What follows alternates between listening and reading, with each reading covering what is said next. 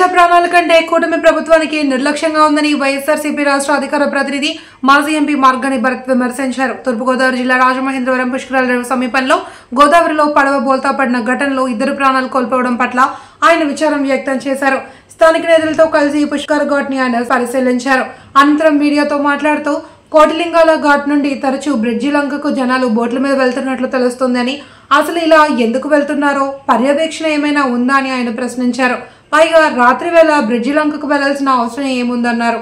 పేకట కోసమా, పార్టీలు చేసుకోవడానికా, మరి దేనికోసం వెళ్తున్నారో అర్థం కాని పరిస్థితి నెలకొంది అని ఆయన వాపోయారు.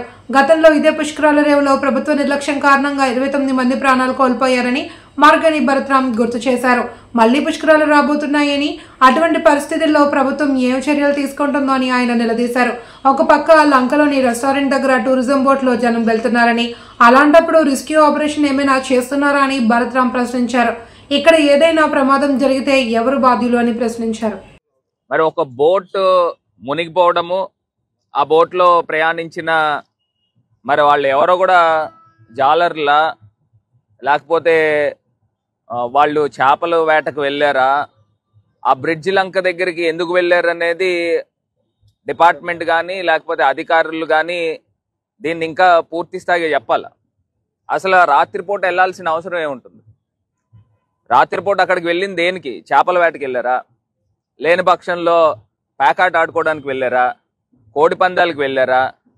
లేకపోతే అక్కడ ఏదన్నా పార్టీ ఏమన్నా జరుగుతుందా? ఇప్పుడు ఏదైతే కోటిలింగాల దగ్గర నుంచి అక్కడి నుంచి చాలా మంది వ్యక్తులు ఇది తరచూ రెగ్యులర్ ప్రాక్టీస్ గా బ్రిడ్జి లంక దగ్గరికి వెళ్తున్నారని చెప్పేసి మరి నిన్న సమాచారము. మరి ఒక్కటి అంశం ఏంటంటే, అసలు ప్రభుత్వం ఏం చేస్తుంది? ఎందుచేతన ప్రభుత్వము ఇంత నిర్లిప్తంగా ఉంది? ఇప్పుడు ఇక్కడ ఏపీ టూరిజం వాళ్ళకి సంబంధించి అక్కడ బ్రిడ్జి లంక దగ్గర ఒక బోట్ వెళ్తా ఉంది. ప్రతిరోజు కూడా రెస్టారెంట్ పేరు మీదన అక్కడ బోట్స్ వెళ్తా ఉన్నాయి. వెళ్తున్నప్పుడు ప్రతిరోజు మరి కామన్ పబ్లిక్ వెళ్తున్నారా లేకపోతే ఏ ప్రజలు వెళ్తున్నారు అనేది ఒక పూర్తి క్లారిటీ లేదు. అక్కడ వెళ్తున్నారు రోజును. అసలు గోదావరి పైన మీరు రెస్క్యూ ఆపరేషన్స్ ఏం చేస్తా ఉన్నారు? ఒకవేళ నిజంగానే నిన్న వెళ్ళింది సామాన్యమైన బోటు, మామూలుగా అక్కడ రెస్టారెంట్ ఒకటి ఏర్పాటు చేశారు.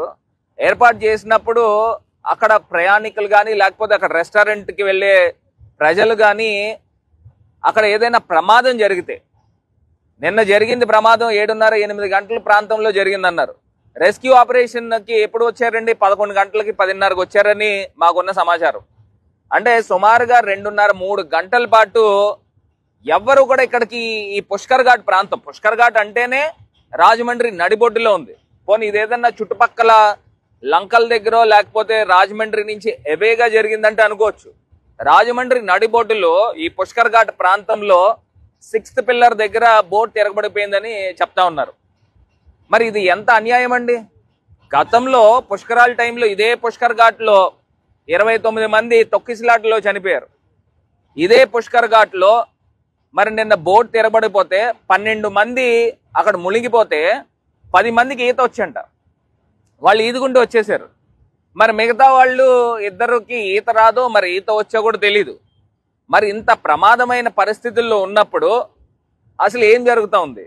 ఇక్కడ అంటూ ఒక కంట్రోల్ రూమ్ ఏర్పాటు చేయాలి కదా. ఇప్పుడు పుష్కర్ ఘాట్ అంటే ఊరు నడిబొడ్డులో ఉంది. ఒక కంట్రోల్ రూమ్ అంటూ ఇక్కడంటూ ఉందని చెప్తా ఉన్నారు. మరి కంట్రోల్ రూమ్కి సంబంధించి గవర్నమెంట్ ఏం చర్యలు తీసుకుంటున్నారు? ఇప్పుడు మొన్ననే 2 రోజుల క్రితమే మనకి శివరాత్రి జరిగింది. మరి శివరాత్రి జరిగినప్పుడు బోట్స్ పెట్టి ఏదో కొంత సెక్యూరిటీ కింద పెట్టారు. మరి గజ ఈతగాళ్ళు ఎక్కడికి వెళ్ళిపోయారని అడుగుతున్నా.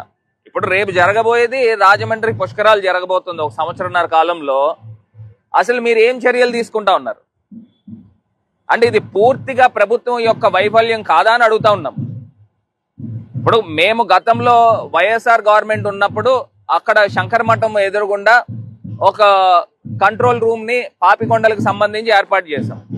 మరి అదైనా కంప్లీట్ 24/7 రన్ అవ్వాలి కదా, ఎందుకు జరగట్లేదని అడుగుతున్నా.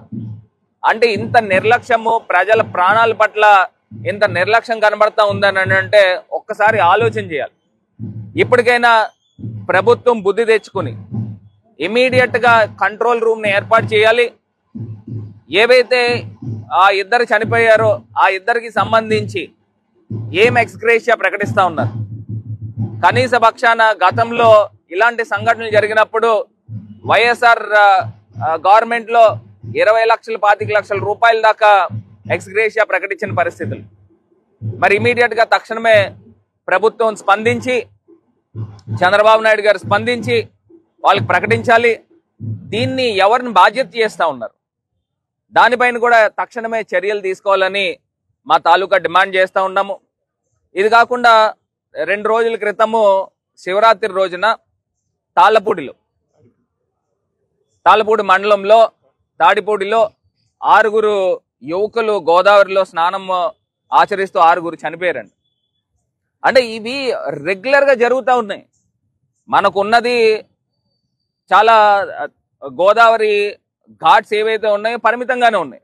దానిపైన ఎందుకు చర్యలు తీసుకోవట్లేదని మా తాలూకా డిమాండ్ చేస్తూ ఉన్నాము. ఇమీడియట్ గా ప్రభుత్వం స్పందించి దీని బాధ్యత తీసుకుని ఈ కార్యక్రమాలు జరుగుతూ ఉన్నాయి. ఇక్కడ కోటిలింగాలకి సంబంధించి ఆ బోట్స్ అని తెలుస్తా ఉన్నాయి. అదే కోటిలింగాల్లో ఎమ్మెల్యే తాలూకా మనుషులందరూ కూడా ఇసుక ర్యాంపులు ఉన్నాయి. ఇక్కడ గతంలో మా గవర్నమెంట్ లో అక్కడ ఒక్క ఇసుక ర్యాంప్ కూడా లేదు కోటిలింగాల దగ్గర. ఇప్పుడు మాకు తెలిసి 12-13 సొసైటీల పైనే అక్కడ ర్యాంపులు వచ్చాయి. రోజు యథేచ్ఛగా బోట్ల మీద బోట్లు అన్నీ కూడా కొన్ని వందల లారీలు వెళ్తా ఉన్నాయి. మరి కనీసం వాళ్ళ తాలూకా మనుషులైనా రియాక్ట్ అవ్వాలి కదా అని అడుగుతున్నా.